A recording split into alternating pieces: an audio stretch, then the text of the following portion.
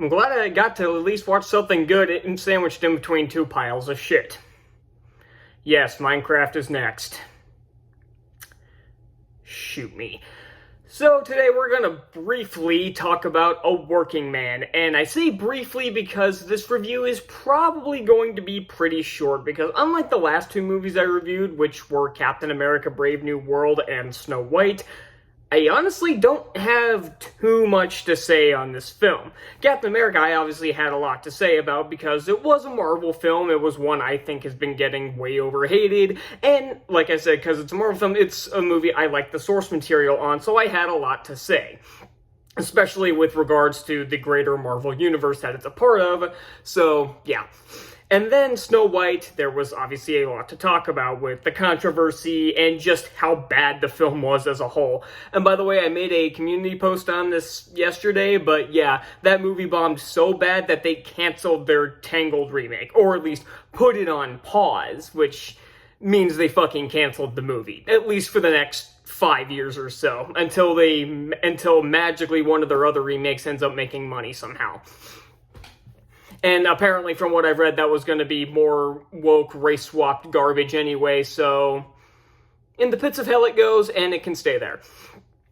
But for this film, this is very similar to The Beekeeper that came out last January, in more ways than one. It's a standard one-man army action movie that is basically straight out of the 80s, just 40 years later, and even has the same director and the same lead actor in Jason Statham, and the director being David Ayer, who, yes, did direct Suicide Squad, but this film I have a bit more faith in than Suicide Squad, as it was being written and produced by Sylvester Stallone, which, even if I don't know whether or not the movie will be good, it at least held my attention.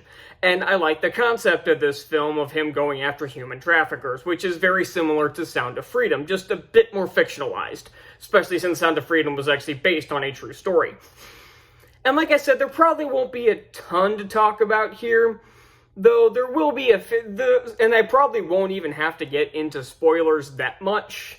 But I'm going to say this right off the bat, I definitely recommend this one. Especially recommend this over Snow White and Minecraft, which, no, I haven't seen Minecraft yet, but I know it's going to be a giant pile of shit. By the way, this movie already gets an extra point for its opening weekend beating out Snow White in its second weekend. Snow White had a catastrophic drop in its second weekend, and thank God for that. I can only imagine what the third weekend's going to look like. But I guess I could have looked at what its Friday numbers are, but it really doesn't matter. But this movie ended up beating it out in its second weekend for this movie's opening weekend, and I definitely give it an extra point for that. And again, this is very similar to The Beekeeper, but I would say this one is definitely better. The Beekeeper, I believe I gave a C last year or something like that, and it didn't quite make the top 15 last year. This one I think was on my most anticipated of the year, and for good reason. Not only does this have some very good talent behind it, I think Sylvester Stallone has written films before. If you forget, he even wrote the original Rocky movie. And it's got a bunch of talent in front of the camera as well. Like I said, Jason Statham is the main actor, and he's definitely fun in these kinds of roles. But we also have actors like David Harbour and Michael Pena. I forgot Michael Pena was even in this movie until I saw the opening credits.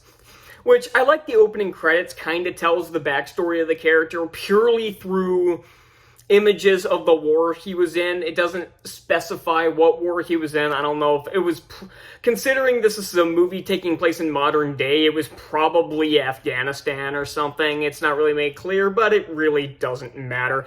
Although, I don't even know if that's true because he was part of the British troops, but they were, like, with the American troops. It doesn't really specify what, maybe he was just in some made-up fictional war for this movie, I don't know.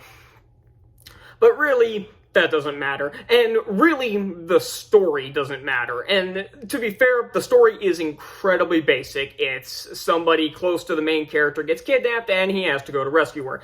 And in this case, it's the daughter of the people he works for, but they're very close. They're very close. They treat him like family, especially since all he has left of family is his daughter, who he barely gets to see anymore, mostly due to his PTSD. And because his wife is, of course, dead, because we can't have anybody, because we have to have a dead parent or or a dead spouse or something like that in these movies, or a dead kid, or so. We always have to have that in these kinds of movies, so the wife it is, because the dude's in his, 50s.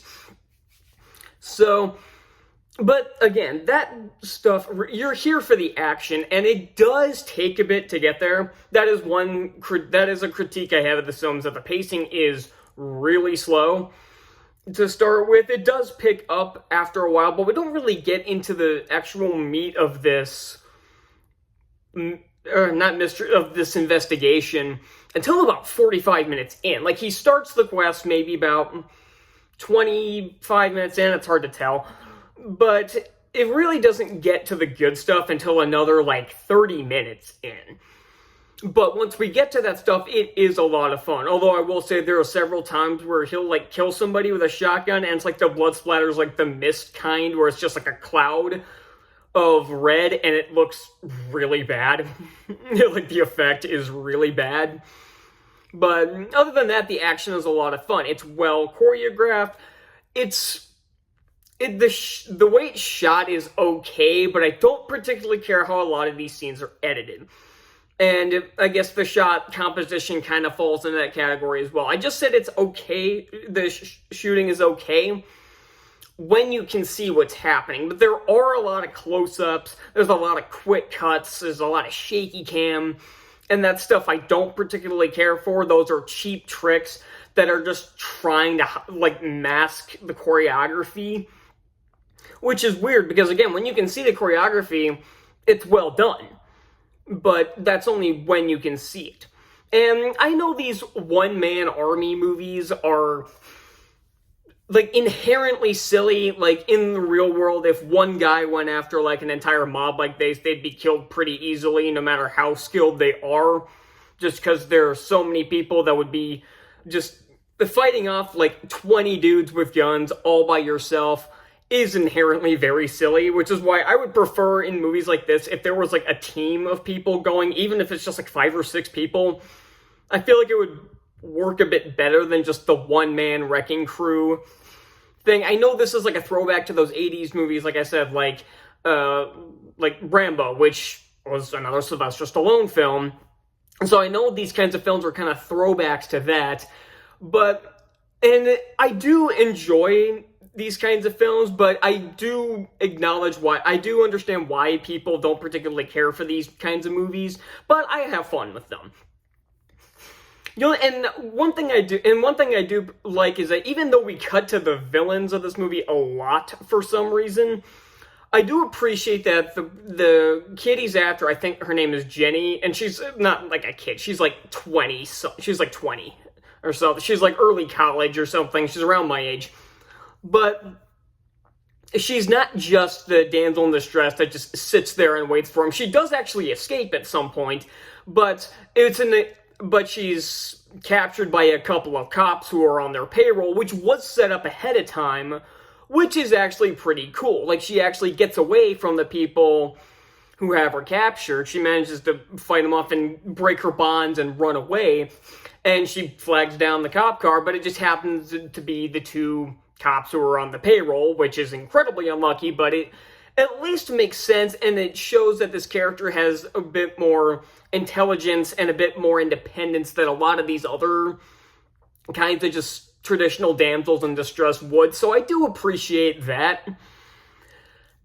And I will say the villains are incredibly stupid in this movie. They make every wrong decision you can possibly think of. Even to the point where they lead they're obviously indirectly, but they lead the hero, the main character, Levon, it's something like that. I think it's Levon. I don't know which way you say it. I can't remember, because I saw this movie yesterday. I'm filming this 24 hours later because I didn't have time to record anything. And if I had recorded something, it would have been posted at 10:30 at night, and I'm not doing that. But fuck, I lost my train of thought. Oh yeah, but it's indirectly lead him exactly where he needs to go, and they have ample opportunities to kill him so many times that they don't do it. There's two dumb fucks who do actually manage to capture him. Like I said, that's the point where the cops are revealed to be on the payroll. They actually capture him. They only tie up his arms. They wait until he's conscious and already started like a conversation to tie up his legs, which obviously allows him to escape. They could have easily killed him while he was knocked out and just saved them the trouble, but through the power of plot convenience, they decide to be a couple of fucking morons. So, yeah, this movie isn't perfect. It has some pacing issues, and the villains are incredibly dumb. But it's still a fun action movie. If you like if you go to these kinds of movies like The Beekeeper or Kraven the Hunter, if you went for these movies purely for the action, you're gonna get it. And you get some pretty likable characters as well. Like his daughter, who's like 9 years old or something. She's not an annoying little shit like a lot of other movies would have. She's thankfully not coming with him on the missions or anything. She's a very likable character, and so are the characters played by David Harbour and Michael Pena and all the others. They're all the characters that are supposed to be likable are. There's no annoying sidekick or anything here.